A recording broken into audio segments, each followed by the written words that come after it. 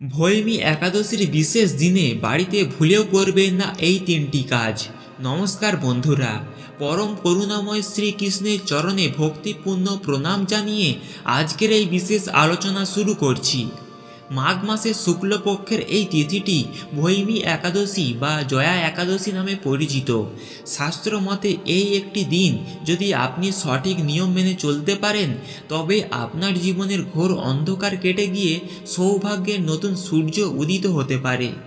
কিন্তু দুর্ভাগ্যবশত আমরা অনেকেই ভক্তি ভরে উপবাস করি ঠিকই, কিন্তু এমন কিছু ছোট ছোট ভুল করে ফেলি যার ফলে আমাদের সমস্ত পুণ্য ফল নষ্ট হয়ে যায়। আজ আমি আপনাদের সেই তিনটি অতি গুরুত্বপূর্ণ কাজের কথা বলবো। এই কাজগুলি একাদশীর পবিত্র দিনে করা মানেই বাড়িতে প্রবেশ করবে ঘোর অমঙ্গল। আর এর মধ্যে ৩ নম্বর কাজটি এমন এক আধ্যাত্মিক রহস্য যা না জানলে আপনার একাদশীর ব্রত অসম্পূর্ণ থেকে যাবে। তাই ভিডিওটি শেষ পর্যন্ত অত্যন্ত মন দিয়ে দেখুন। ভৈমী একাদশী কেন এত শক্তিশালী? কেন একে জয়া একাদশী বলা হয়? শাস্ত্র বলছে এই একাদশী পালন করলে মানুষের সমস্ত রকম নিজ যোনি বা প্রেত যোনি থেকে মুক্তি পায়। পদ্ম পুরাণে স্বয়ং ভগবান শ্রীকৃষ্ণ যুধিষ্ঠিরকে এই একাদশীর মহিমা বর্ণনা করেছেন। একটি চমৎকার কাহিনী আছে। স্বর্গের অপ্সরা পুষ্পবতী এবং গান্ধার্ব মাল্যবান তাদের একটি ভুলের কারণে দেবরাজ ইন্দ্রের অভিশাপে তারা পিশাচযোনি লাভ করেছিলেন। হিমালয়ের তীব্র ঠান্ডায় ক্ষুধার্ত ও তৃষ্ণার্ত অবস্থায় তারা কষ্ট পাচ্ছিলেন।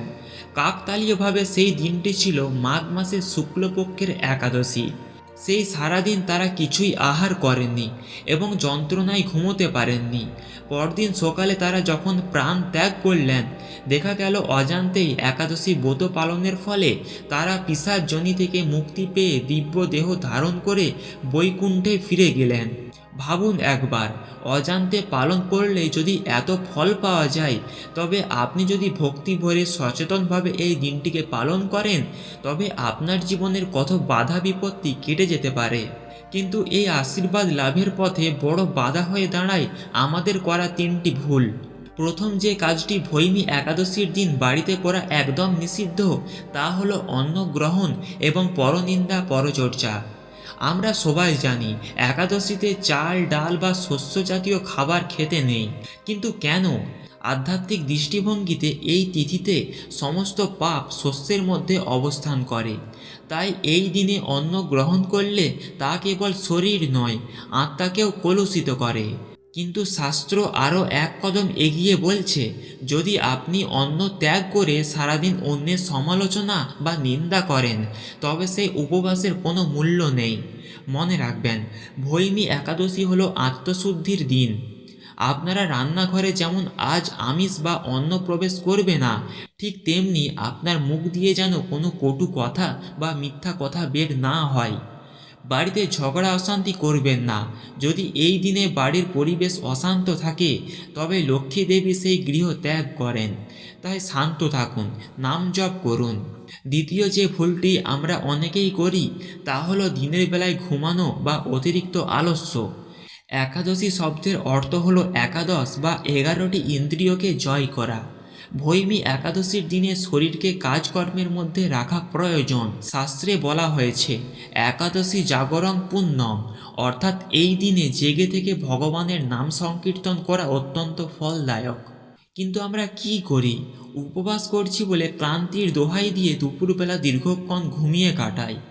আধ্যাত্মিক বিচারে একাদশীর দিনে ঘুমানো মানে হলো আপনার চেতনার জাগরণকে থামিয়ে দেওয়া। এই দিনে বাড়িতে তাস্মিক পরিবেশ তৈরি করবেন না, নিজেকে অলস করে রাখবেন না। পরিবর্তে গীতা পাঠ করুন বা কৃষ্ণের নাম জপ করুন। এই দিনটি আপনার অন্তরে জমানো ময়লা পরিষ্কার করার দিন, আলস্য হারিয়ে যাওয়ার দিন নয়।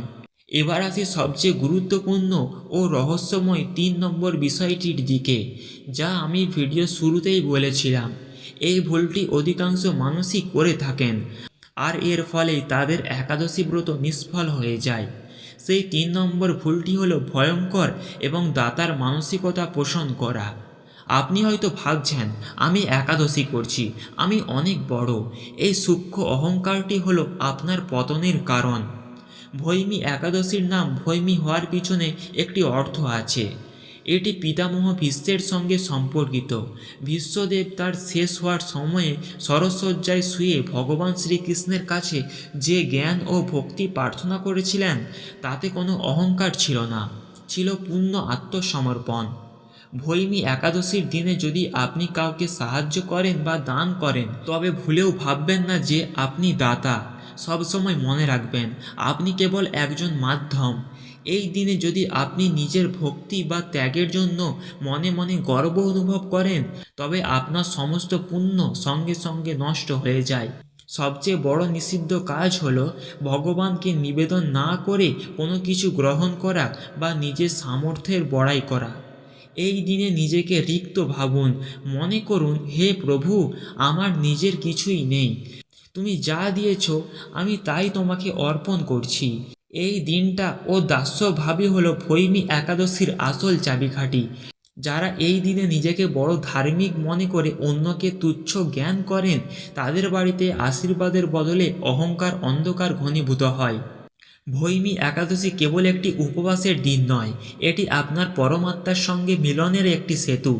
আপনি যদি এই তিনটি ভুল এড়িয়ে চলতে পারেন, অর্থাৎ অন্ন ও কুশব্দ ত্যাগ করেন, আলস্য বর্জন করেন এবং অহংকার বিসর্জন দিয়ে বিনশ্বরভাবে কৃষ্ণের শরণাগত হন, তবে আপনার জীবনের মোড় ঘুরে যেতে বাধ্য।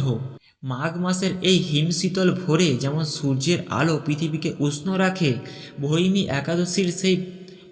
একাদশীর এই ব্রত তেমনি আপনার হৃদয়ের জড়তা কাটিয়ে ভক্তির আলোয় আলোকিত করে তুলবে।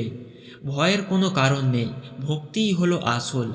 আপনি যদি আন্তরিকভাবে এক ফোঁটা চোখের জল ফেলে ভগবানের কাছে নিজের ভুল স্বীকার করেন তবে তিনি আপনাকে পরম সুখে রাখবেন। ভগবান শ্রীকৃষ্ণ আমাদের সকলের মঙ্গল করুক। ভৈমী একাদশীর এই পুণ্য তিথিতে আপনার ঘর ভরে উঠুক শান্তি, সমৃদ্ধি আর পরম করুণাময়ের আশীর্বাদে। হরে কৃষ্ণ, জয় শ্রী রাধে।